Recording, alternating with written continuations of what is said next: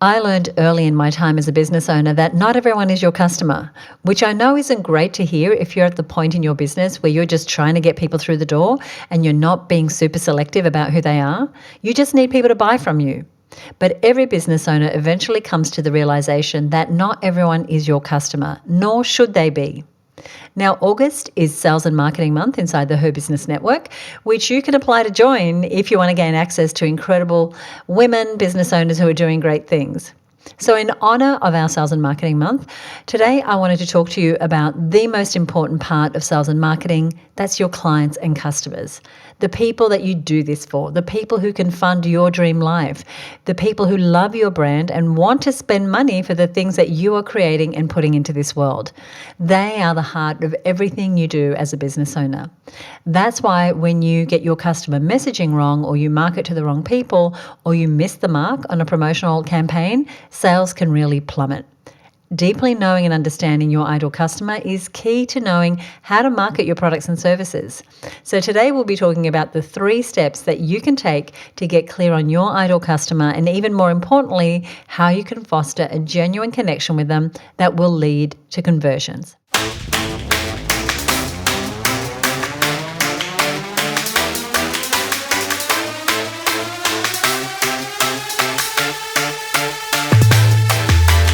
Hey there, I'm Susie Daphnis. I'm the CEO at Her Business and I'm the host of this show. Welcome, welcome, welcome. Now, I had to come to grips with who my ideal customer was very early on, when I was still figuring out the pieces of what this beautiful community could be. And for years, I'd spent my time working with all sorts of women who identified as business women, including corporate women and those who didn't yet have their own business. Now, many of them had a vague idea of something they one day hoped to turn into a business, but they weren't actually giving up their 9-to-5s anytime soon or putting effort into their side hustles in order to make them full-time businesses. And while I am still and was proud of their achievements, I knew I felt called to work with women who were really wanting to go all out with being a business owner. Women who were ready to put it all on the line for what they wanted. So I knew that Her Business needed to focus more narrowly on those women, the ones that I knew that we could help most and the ones that we loved to serve. So we had to start choosing our clients rather than accepting a broad range of women into our community.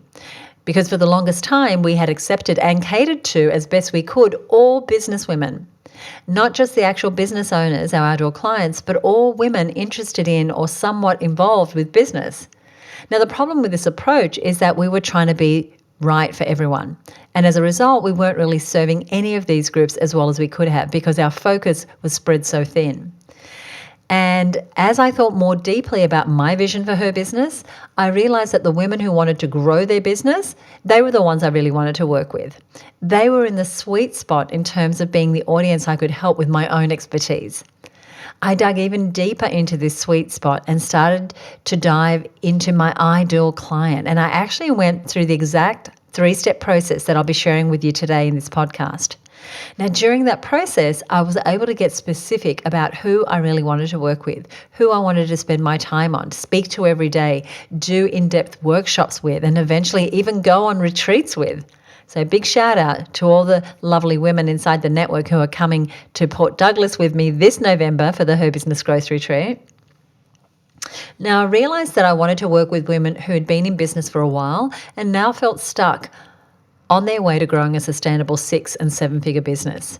These are the women who need support. They want growth and they need help to develop the systems and processes that will make their businesses ideal for them. Now, I wanted to specifically work with solopreneurs and micropreneurs who had worked, many of them on their own for so long and hadn't hired a team, completed a budget, or thought about their business from a business owner perspective. And those that were building small teams, the micropreneurs I just mentioned. So building from these realizations, I started developing a new and updated ideal client avatar. I defined everything. Who is she? How old is she? What are her aspirations? Where does she hang out? What keeps her awake at night worrying? What does her business look like right now? And what does she want it to look like? And by asking these questions, I gained clarity on who my ideal client is. And armed with this knowledge, I was finally able to do something that I felt I'd never been able to do in my business before. I could actually say no to people when I saw that they were not my ideal client. Everything we've developed since, from our Reach Retreat in Hawaii through to our high-level mastermind program, they grew from understanding who our ideal client is. So as you listen to this episode, start thinking it through for yourself. Who is your ideal client? Who do you love working with? Who can you see yourself truly lending your expertise to? And remember, not everyone is your customer, and that's okay. Now, it's going to feel a little counterintuitive at first, turning people away, even just for this exercise, because it seems logical that we should try to target everybody with our businesses. The idea is that by casting a wide enough net, you catch a ton of clients. It makes sense, but it simply doesn't work in the context of creating your ideal business. So take a moment, pause the podcast if you'd like, and think about your ideal client. It's a great idea to have someone very specific in mind. Maybe someone that you're currently working with and really enjoying, or someone you've worked with in the past. Now, this is someone who loves what you do, and as importantly, it's someone that you love working with. Now, every hour you spend with this client is a pleasure because you know you're having the impact you want to have on them. Imagine having more of that type of client coming into your business every single day. How good would that feel? Now think about what happens when you don't choose what your ideal clients look like. You cast the big net and try and catch everyone and anyone. And what you end up with is a bunch of clients that aren't the right fit for your business. They don't have the problems that you can specifically solve. They cause you stress and headache because there's always more for you to do for them. These clients drain your energy and they make you miserable, and honestly, they're often a hassle with requests for refunds and demands outside the scope of your agreements and your terms of service. Non-ideal clients are a headache that you do not want to tie your business model to, because as soon as you start feeling like you dislike your clientele, sitting down at your desk is going to feel harder and harder. And then you're back in a situation that you likely left probably a long time ago, a 9-to-5 that keeps you stuck and miserable. Expect it's even worse this time around because you built the cage yourself, right? You created your own rat race. When you try to work with everyone, you end up with many of these non-ideal types of clients. For every ideal person you find, there may be several non-ideal people who leave you stressed and resenting your business. Not everyone is your customer. I'm going to repeat this a few times. Not everyone is your customer, and that is okay. When you realize this, you take the first step towards defining who your ideal client actually is. You put yourself in a position to choose who you want to work with rather than casting the big net and hoping you catch what you want. Now, this is something that I've learned through experience, both within my own business and through my interactions with other business owners. And I've been fortunate enough to travel extensively around Australia and North America, meeting hundreds of business owners, and marketing leaders along the way. And what I found is that all these people who are being really successful in their businesses, they have one thing in common. They obsess about choosing who they work with. They define their ideal client long before they focus on designing a product or a service. By knowing who they want to work with, they can create businesses based on facts rather than assumptions. And that means they no longer waste money trying to appeal to people who were never ideal in the first place. Perhaps I can demonstrate this by introducing you to a wonderful Her Business member named Karina Pelliconi. She's the owner of Plum Petal. You'll find her at plumpetal.com.au. And Karina sells unique pieces of statement jewelry to help curvy women find accessories that complement their styles. And her goal is to help these women feel confident and beautiful whenever they wear one of her pieces. Now, I've seen Karina grow enormously, both professionally and personally, since becoming part of the Her Business community. She's overcome the struggles that she had in the past in terms of working with her ideal clients and now has a business that offers her more opportunities than she ever had before. She's built a wholesale side of the business. She's got hundreds of items in her online store. She has clients that come back to her time and time again. When talking about what her business was like in the past, Karina talks about how she had never looked at the people she worked with as ideal clients. She simply looked at her client based on a cohort of women, and she tried to produce jewellery to suit everyone. In doing so, she spread herself too thin, allowing her business to be lost in a sea of jewellery retailers. And because she hadn't previously examined her market, she didn't realise that the majority of her customers were curvy women who were aged 35 and over. She couldn't see her ideal client at first. Now, this affected the decisions she made in terms of the pieces she offered to her customers. However, it affected other areas of Plum Petal as well, including her website. Now, looking back, Karina is quick to point out that her website had no relevant copy whatsoever for her ideal client initially. Instead, it was about displaying the pieces without any focus on who they were for or why she had created them in the first place. And as a result, her old website, it didn't speak to the customers who were trying to reveal themselves as her ideal. She spoke broadly, like a lot of us do, cast the net wide, like a lot of us do, and was attracting lurkers who were never going to buy from her.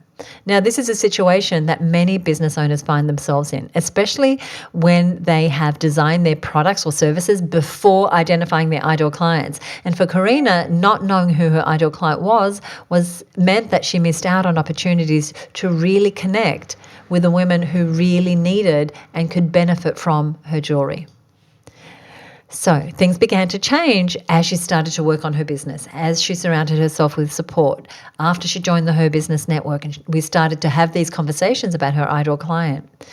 And as she learned more about my story and how finding my ideal client helped me to transform my business, she started to look at her own company. And Karina took time to examine her market and realised that her ideal client had been staring her in the face the whole time.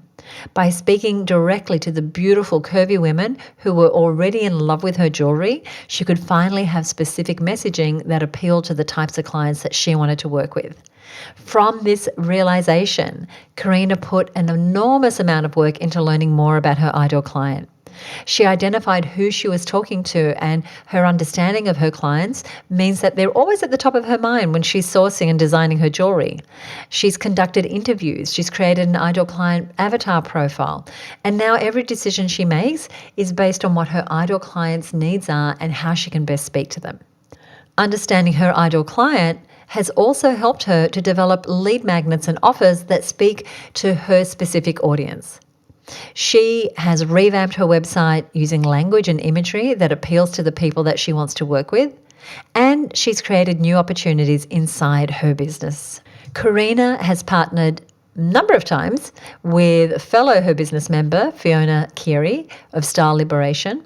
Now, these women discovered that their ideal clients, they look pretty similar, and that created an opportunity for them to create a strategic alliance that benefits both of their businesses as well as the people they work with.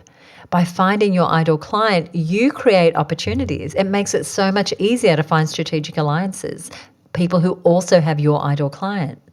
You find that you're finally able to work with the people who connect with your vision and align with your purpose. And you'll find yourself feeling far more fulfilled while running your business. When you work with the people you love, you work with the people you were born to serve. These are the people who light you up. They give you the momentum you need to build your ideal business. It's when working with your ideal client that you get the most satisfaction and you make the biggest possible impact. And it also happens to be when you will likely see your biggest returns for the effort that you put into your business.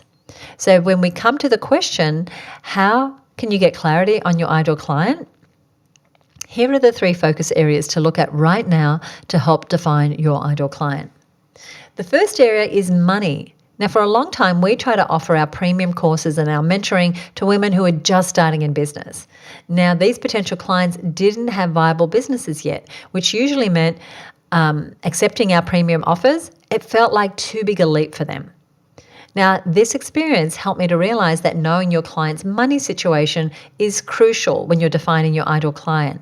Does the client have the budget for your product or services? Can they afford you? If they can't, then this is a sign that you're targeting the wrong types of clients. Asking these questions about money leads to other questions like, do you have clients who try to haggle on price? Are you constantly chasing payments?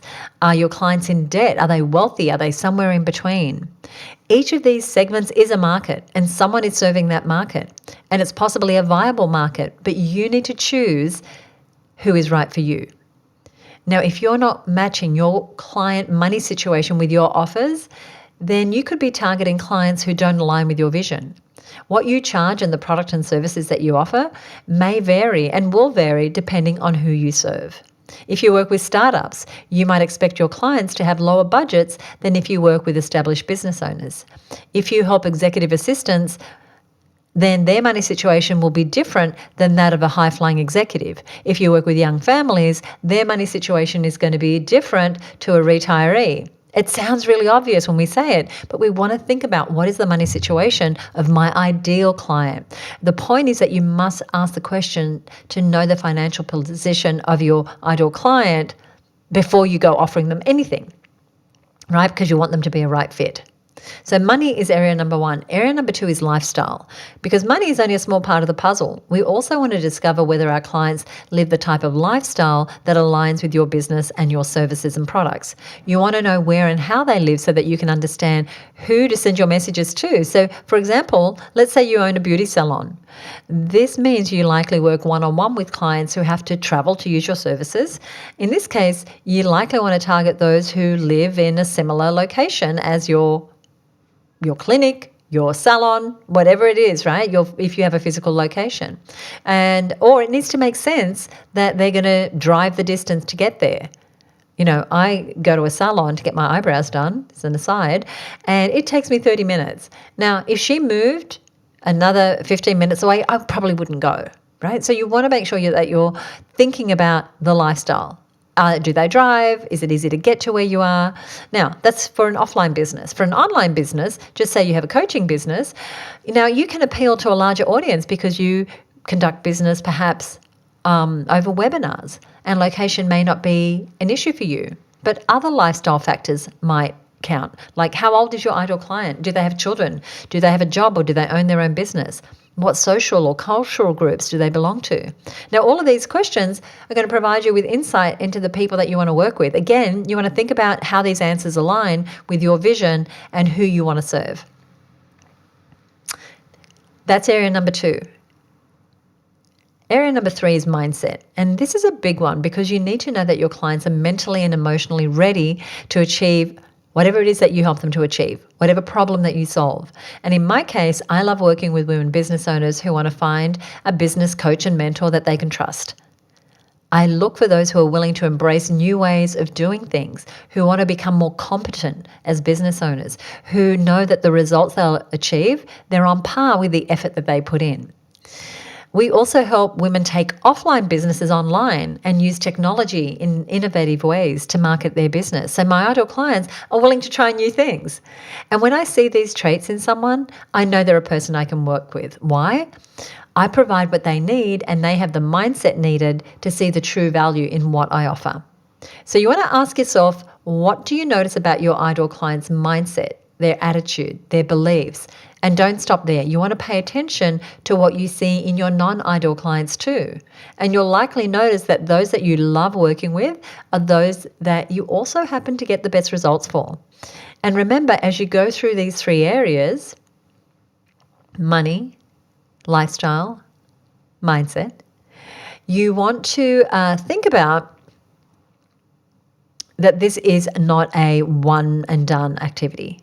If you find that you're going down a path with a certain type of client that you're not loving, there's always time to reassess and redirect your marketing efforts. This is a process. So sometimes, we take whoever we can get, but ideally we're designing an ideal business, and that means really designing who we work with.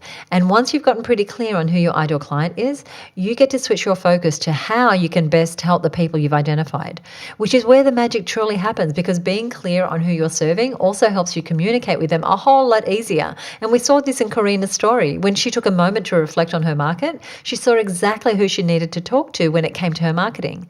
Now, this allowed her to adjust her website copy, her imagery, her offers, business. Plus, it became the foundation of her marketing campaigns. So her business would appeal specifically to her ideal client. In order to get connection with your ideal client, you do have to know how to communicate with them. And you can't communicate until you know who you're talking to. So it's time to throw your fishing net away and figure out who that individual is and who you can help with your products or services.